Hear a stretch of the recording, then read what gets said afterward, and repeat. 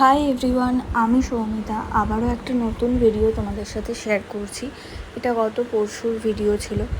তো সেদিন তো গরম নিয়ে আর নতুন করে কিছু বলার নেই। সেদিন বলে না, এই কদিনে যা গরম পড়েছে মানে আর পারা যাচ্ছে না। তাও কিছু করার নেই, কাজ থাকলে তো যেতেই হবে। তো সেদিন একটা কনসেপচুয়াল শ্যুট ছিল, তো সেই জন্য বেরিয়েও পড়েছিলাম। আর সাথে আমার ড্রেসও ডেলিভারি করার ছিল। না, ড্রেস ডেলিভারি না, আমি যেটা টলিগঞ্জে দিয়েছিলাম সেটাই রিটার্ন নেওয়ার ছিল। তো অয়নকে আমি স্টুডিওতে বসিয়ে, কারণ অনেকজনের একসাথে শ্যুট ছিল, তো একা স্টুডিও আমি ফেলে আসতামও না। আর একদমই ফার্স্ট বুকিং মেকআপ আর্টিস্ট আমার চেনাও পরিচিতও ছিল না, আর একসাথে অনেকজন ছিল সেদিন স্টুডিওতে। তো যাই হোক, আমি ওখান থেকে ড্রেসটা রিটার্ন নিয়ে অয়নকে বলেছিলাম একটু আনতে আসতে, ও নোয়াপাড়া আনতে এসেছিলো। দিন কিছু সেরকম খাওয়া হয়নি বলে ও একটা হোটেল থেকে ওই ভাত মাংস এইসবই কিনে এনেছিল। তো এই গরমে মানে খাওয়াও যাচ্ছে না, আর এত লোকজন ছিল সেদিন স্টুডিওতে, বাইরে বসে যে খাবো সেটারও কোনো রকম উপায় ছিল না। তাই রান্নাঘরের মধ্যেই দুজন মিলে জাস্ট খাচ্ছিলাম। তখনই ওই কথা বলতে বলতেই যে কতক্ষণে কি কাজ শেষ হবে। সেদিন অনেকটাই লেট হয়ে গেছিলো কাজ কমপ্লিট হতে, কারণ মানে স্টার্ট তো করেছিল 9:30 থেকে 10টার মধ্যে, বাট শেষ হতে হতে অনেকটাই লেট হয়ে গিয়েছিলো।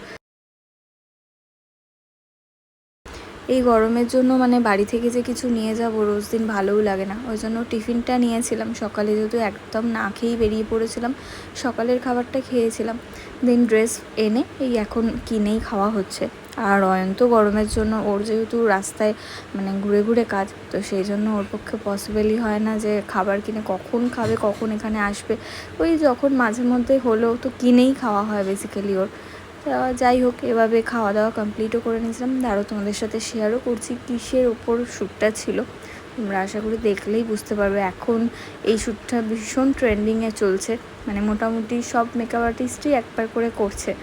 আর খুব সুন্দর লাগেও, মানে পুরো সেট আপ করে সুন্দরভাবে লুকটা রেডি করার পরে আমারও এখানে শ্যুটটা খুবই ভালো এসেছিলো। আর এখানে যে শ্যুট করা হয়েছিল 6জন নিয়ে একসাথে শ্যুট করা হয়েছিল, তো 6জনেই কিন্তু ছেলে ছিল। তো 6টা ছেলেকেই মেয়ে সাজানো হয়েছে, আর সাজানোর পর মানে অপূর্ব লাগছিল সবাইকে। হ্যাঁ, মেকআপ আর্টিস্ট একা হাতে 6জনকে সাজিয়েছে, হেল্পিং হ্যান্ড তো ছিল, বাট হচ্ছে একা হাতে সব কাজটা করেছে, ভীষণ ভালো। এই যে লুকগুলো দেখো, খুব সুন্দর লুক ক্রিয়েট করেছে, এক একজনের এক একটা লুক করেছে, খুব সুন্দর লাগছে সবাইকে।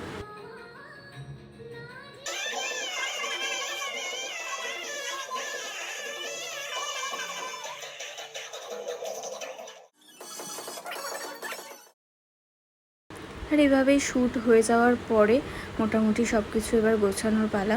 তো ডিজাইনারও এসেছিলো সেদিন, প্রেজেন্ট ছিল স্টুডিওতে। তো ডিজাইনার তার ড্রেসগুলো গুছিয়ে নিল, আর এরাও একে একে সবাই মেকআপ তুলে সব এবার বাড়ির জন্য বেরিয়ে পড়লো। অনেকেরই বাড়ি দূরে ছিল, তো যেহেতু একসাথে এতজন ছিল, আমারও স্টুডিওটা একটু তো নোংরা হবেই, কারণ একসাথে এতজন মিলে কাজ হয়েছে, সমস্তটাই গোছাতেও হবে। এবার পরের দিন আবার যেহেতু আমার কাজ ছিল, তা অয়ন যেহেতু ছিলই, ওর কাজের প্রেশারটা সেদিন একদমই ছিল না, তাই অনেকটাই আমাকে হেল্প করতেও পেরেছিল, কারণ আমি যেই সময় ছিলাম না ও পুরোটাই দেখেছে। তো তারপর এই যাই হোক গুছিয়ে টুছিয়ে নিয়েছিলাম স্টুডিওটা।